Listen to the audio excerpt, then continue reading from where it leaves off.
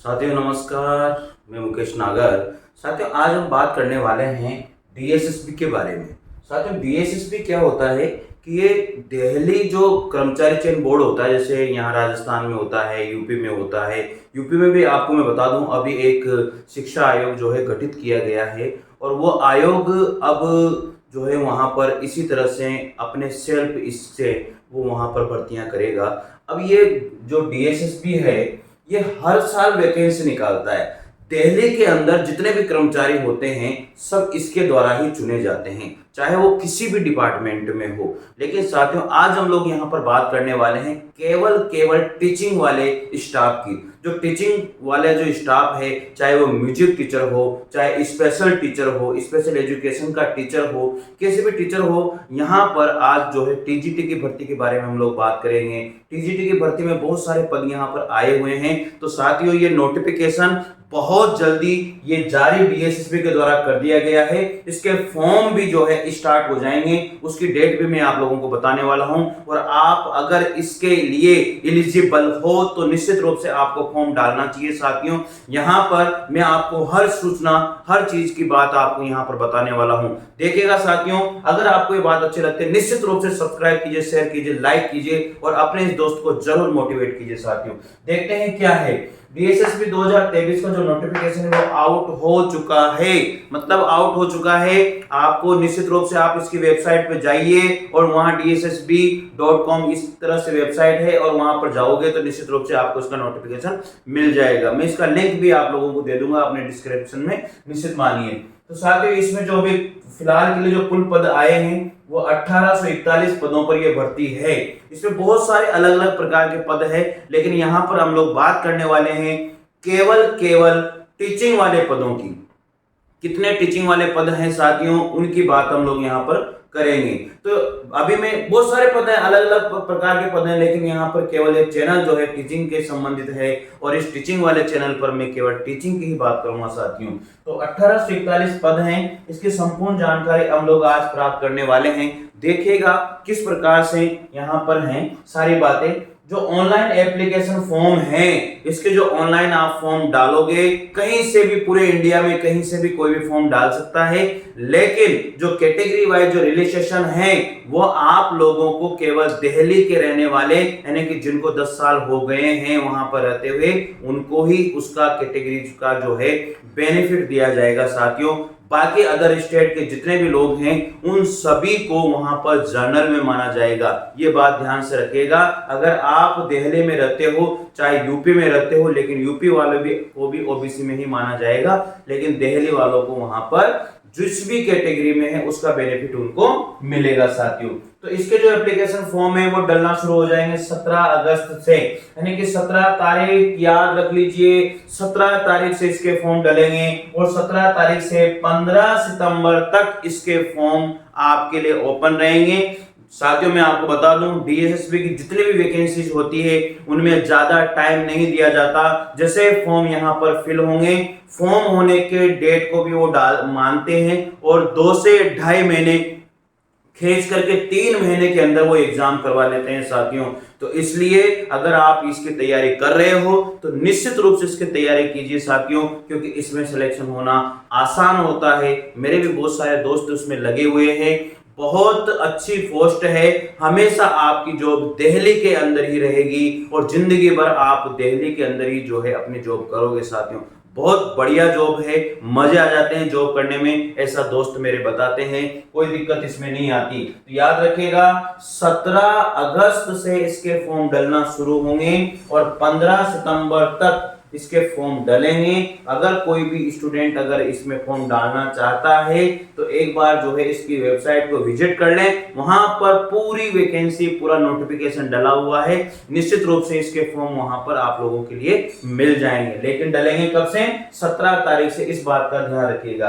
अब बात करते हैं यहाँ पर पोस्ट की। यहाँ पर बात करते हैं पोस्ट की। तो म्यूजिक टीचर की जो पोस्ट है, म्यूजिक टीचर की पोस्ट 182 पोस्ट है साथियों। कितनी? 182, यानी कि 182 पोस्ट यहाँ पर अभी इन्होंने निकाली है।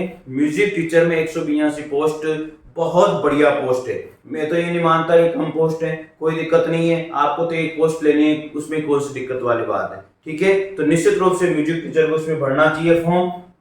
इसके बाद में जो है टीजीटी स्पेशल एजुकेशन जो टीचिंग है उसके अंदर जो पोस्ट है वो 58 पोस्ट इन्होंने निकाली है। इसमें बीएड होना चाहिए और सीटेट भी होना चाहिए। टीजीटी के अंदर बीएड और सीटेट ये मांगते हैं, लेकिन म्यूजिक टीचर में केवल जो डिप्लोमा होता है वो म्यूजिक टीचर में होना चाहिए। म्यूजिक से संबंधित आपने एमए किया हुआ हो म्यूजिक में तो ये चल जाता है। लेकिन जो टीजीटी है, टीजीटी स्पेशल एजुकेशन टेस्ट जो है ये इसके अंदर यानी कि टीचिंग के अंदर जो है 58 पोस्ट इन्होंने निकाली है। इसमें आपको जो है योग्यता में बीएड और सीटेट होना चाहिए और टीजीटी के अंदर तक जो इन्होंने एज रखी है वो 30 साल जो है यहाँ पर मेल की है और फीमेल के लिए जो है 10 साल का रिलैक्सेशन इन्होंने दिया है। अलग अलग कैटेगरीज वाइज मैं आपको बता दूं, अगर आप ओबीसी जनरल में आते हो तो जनरल वालों के लिए कोई रिलैक्सेशन नहीं है, लेकिन एसटी एससी ओबीसी में अगर आते हो तो उनके लिए 10 साल तक का रिलैक्सेशन इसमें दिया हुआ है साथियों। तो निश्चित रूप से ये अच्छा है, आप लोग इसके लिए फॉर्म भरिए।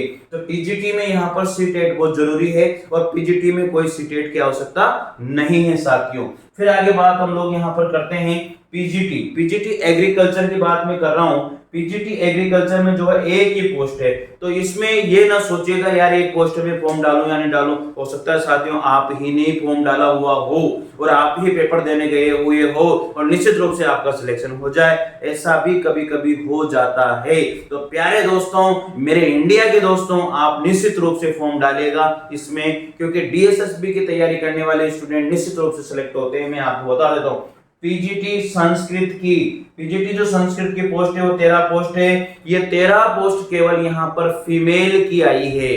पीजीटी में जो 13 पोस्ट है वो केवल किसकी है? फीमेल की है। इसमें मेल को कोई भी फॉर्म नहीं डालना है।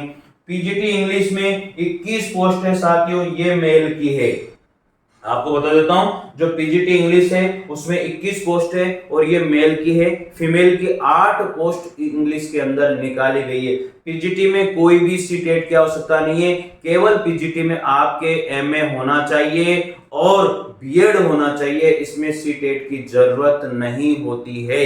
तो साथियों, ये इंफॉर्मेशन मेरे हिसाब से आपको अच्छी लगी होगी। और इसमें टीचिंग पोस्ट की मैं बात करता हूं तो लगभग आधी पोस्ट है, यानी कि जो 1841 पोस्ट है लगभग आधी पोस्ट साथियों यहाँ पर टीचिंग स्टाफ के लिए ही निकाली गई है, यानी कि 900 प्लस पोस्ट है मैं जहां तक मानता हूं। और साथियों एज की बात हम लोग कर लेते हैं। एज इसमें 30 और 36 रखी गई है।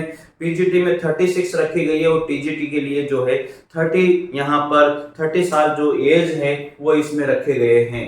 तो बाकी कैटेगरीज वाइज आप लोगों को यहाँ पर रिलैक्सेशन दिया गया है और आप इसके लिए अगर एलिजिबल हो तो निश्चित रूप से आपको ये फॉर्म डालना चाहिए। साथियों बात कर लेते हैं अब इसके यहाँ पर आप लोगों के लिए पेपर कैसा होगा।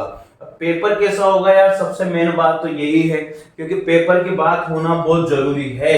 अब पेपर में देखिएगा, मैं जहां तक आपको बता देता हूं, थोड़ा बहुत तो आपको याद होगा इसे, क्योंकि आप तैयारी कर रहे होंगे।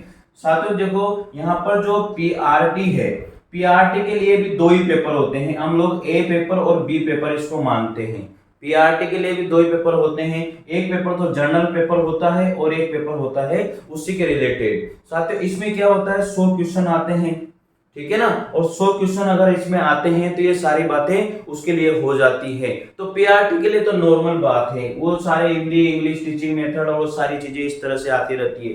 अब पीजीटी की बात कर लेते हैं। यहाँ पर जो टीजीटी है साथियों, उसमें क्या होता है, टीजीटी में एक तो सबसे मेन बात है ग्रेजुएशन होना चाहिए। इसमें ग्रेजुएशन आपकी अगर है और उसके साथ आपने बीएड किया हुआ है और उसके साथ आपने अगर सीटेट भी पास किया हुआ है तो टीजीटी में आप लोग फॉर्म डाल सकते हो। इसमें पेपर ए होता है और पेपर बी होता है। देखो पेपर एक तो जनरल होता है, इसमें वही हिंदी इंग्लिश और टीचिंग मेथड और इस तरह के आते हैं। तो 100 नंबर का, यानी कि इसमें 100 क्वेश्चन आते हैं, 100 नंबर का पेपर होता है। और इसमें देखो सब्जेक्ट जो है ना बहुत सारे आते हैं, इसमें सब्जेक्ट बहुत सारे आते हैं। हिंदी इंग्लिश में पास होना जरूरी है और 40% नंबर इसमें लाना जरूरी है। कैटेगरीज वाइज ही कम हो जाते हैं, यानी कि 40%, 35% और 30% तक भी होते हैं। लेकिन अगर आपके 40% इसमें नहीं निकले तो फिर दूसरा पेपर आपका चेक नहीं होता, जो सब्जेक्ट का पेपर होता है। सब्जेक्ट के पेपर में आपको बता दूं 130 क्वेश्चन तो आपके सब्जेक्ट के आते हैं, 20 क्वेश्चन आपके पेडागोजी के आते हैं। तो इस तरह से ये पेपर जो है 150 यानी कि 300 नंबरों का पेपर ये हो जाता है साथियों। तो ये इस तरह से आपको तैयारी करनी है और सब्जेक्ट के ही मैटर इसमें पूछा जाता है जो आप लोगों ने पढ़ा है, यानी कि टीजीटी जो है किसके लिए होती है 6 to 10, यानी कि जो 6 to 10 को पढ़ाने वाले जो टीचर होते हैं उनके लिए टीजीटी होती है। और पीजीटी किसके लिए होती है, पीजीटी आप सभी को पता होगा, पीजीटी जो है 11th-12th को पढ़ाने वाले जो बच्चे होते हैं, यानी कि 11th-12th के जो स्टूडेंट होते हैं उनके लिए पीजीटी की पोस्ट होती है। इसमें भी वही दो पेपर होते हैं, ए और बी। एक पेपर में वही जनरल पेपर होता है।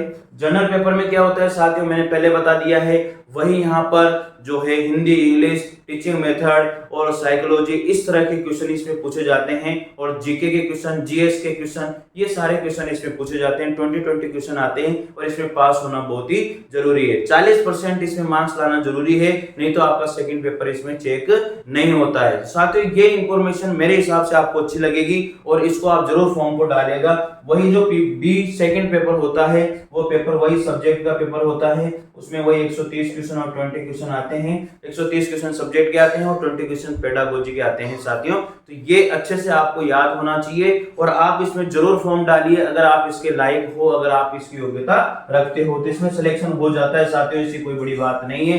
पेपर बहुत सिंपल आता है, आसानी से आपका इसमें सिलेक्शन हो जाएगा साथियों। तो निश्चित रूप से आप लोग जो है टीजीटी के अगर लायक हो, अगर टीजीटी के अगर लायक हो, टीजीटी के अगर आप लायक हो या फिर आप पीजीटी के लायक हो, पीजीटी के लायक हो या फिर पीआरटी के लायक हो, तो पीआरटी की पोस्ट भी बहुत जल्दी आने वाले हैं। तो टीजीटी और पीजीटी वाले तो अभी फॉर्म डाल सकते हैं, अभी इसमें और भी वैकेंसीज निकलेगी। निश्चित रूप से आप श्योर रहिए, आप तैयारी करते रहिए अगर इसकी तैयारी कर रहे हो तो। और एक बार नोटिफिकेशन जरूर वेबसाइट पे जाकर चेक कर लीजिए साथियों, पेपर देख लीजिए, बहुत सारे इंटरव्यूज डले हुए हैं यूट्यूब के ऊपर, वो देख लीजिए। तो ये सारी चीजें आप लोगों के लिए बेनिफिट रहेगी साथियों। मिलते हैं अगले इंफॉर्मेशन के साथ, तब तक के लिए जय हिंद, जय भारत, नमस्कार साथियों, थैंक यू।